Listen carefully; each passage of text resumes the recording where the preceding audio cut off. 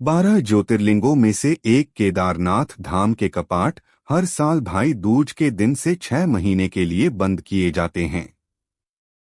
महाशिवरात्रि पर केदारनाथ धाम के कपाट खुलने का ऐलान कर दिया गया है। आइए जानते हैं केदारनाथ धाम के कपाट खुलने की सही तारीख। पवित्र 12 ज्योतिर्लिंग में से एक केदारनाथ धाम भक्तों के लिए आकर्षण और श्रद्धा का केंद्र रहता है। महाशिवरात्रि के शुभ अवसर पर विश्व प्रसिद्ध 12वें ज्योतिर्लिंग बाबा केदारनाथ धाम के कपाट खुलने की शुभ तिथि का ऐलान हो गया है। हर साल बर्फबारी की वजह से भाई दूज के दिन से केदारनाथ धाम के कपाट साल में 6 महीने के लिए बंद रहते हैं। कब खेलेंगे केदारनाथ धाम के कपाट? केदारनाथ धाम के कपाट 10 मई को शुक्रवार सुबह 7 बजे पूरे विधि विधान के साथ खुलेंगे। भगवान केदारनाथ की पंचमुखी भोग मूर्ति की 5 मई को पंचकेदार गद्दी स्थल श्री ओंकारेश्वर मंदिर ऊखीमठ में पूजा होगी, जो कि विभिन्न पड़ावों से होने के बाद 9 मई की शाम को केदारनाथ धाम पहुंचेगी। महाशिवरात्रि पर पंचकेदार गद्दी स्थल श्री ओंकारेश्वर मंदिर ऊखीमठ में बद्रीनाथ केदारनाथ मंदिर समिति द्वारा अध्यक्ष अजेंद्र अजय की उपस्थिति में धार्मिक समारोह के आयोजन में धाम के कपाट खुलने की तारीख तय हुई।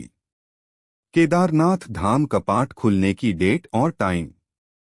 भगवान केदारनाथ के कपाट खुलने की प्रक्रिया 6 मई से शुरू हो जाएगी। 6 मई को ओंकारेश्वर मंदिर ऊखीमठ से गुप्तकाशी बाबा केदार का चल विग्रह पहुंच जाएगा। 7 मई को रामपुर पहुंचने के बाद 8 मई को गौरीकुंड और 9 मई को केदारनाथ धाम में विराजमान होगा। 10 मई सुबह 7 बजे से बाबा केदारनाथ के कपाट श्रद्धालुओं के लिए खोले जाएंगे।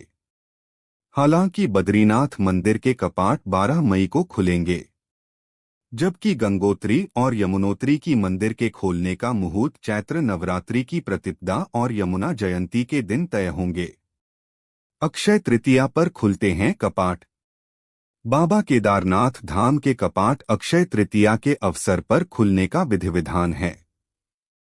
पौराणिक मान्यताओं के अनुसार महाशिवरात्रि पर तिथि की औपचारिक घोषणा करने के बाद हर साल अक्षय तृतीया के पावन पर्व पर बाबा के कपाट खुलते हैं। केदारनाथ धाम से जुड़ी प्रचलित कथा। ऐसा माना जाता है कि महाभारत का युद्ध समाप्त होने के बाद पांडव बहुत शोक में थे। उन पर भाइयों की हत्या करने का पाप था। इस पाप से उन्हें भगवान शिव का आशीर्वाद ही मुक्ति दिला सकता था, लेकिन भगवान शिव पांडवों से नाखुश थे।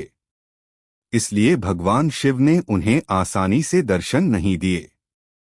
लेकिन पांडवों ने भी हार नहीं मानी और अंत में वो शंकर जी की तलाश में केदार खंड पहुंचे। शिव जी ने पांडवों को आता देख खुद का रूप बदल लिया और बैल का रूप धारण कर दिया। इसके बाद वो वहां मौजूद पशुओं के साथ जा मिले। इसके बाद भीम ने विशाल रूप लिया और अपने पैर फैला दिए, जिसके नीचे से अन्य सभी पशु गुजरने लगे। लेकिन बैल रूपी शिव उनके पैरों के नीचे से गुजरने के लिए तैयार नहीं हुए। पांडव समझ चुके थे कि ये भगवान शिव ही हैं।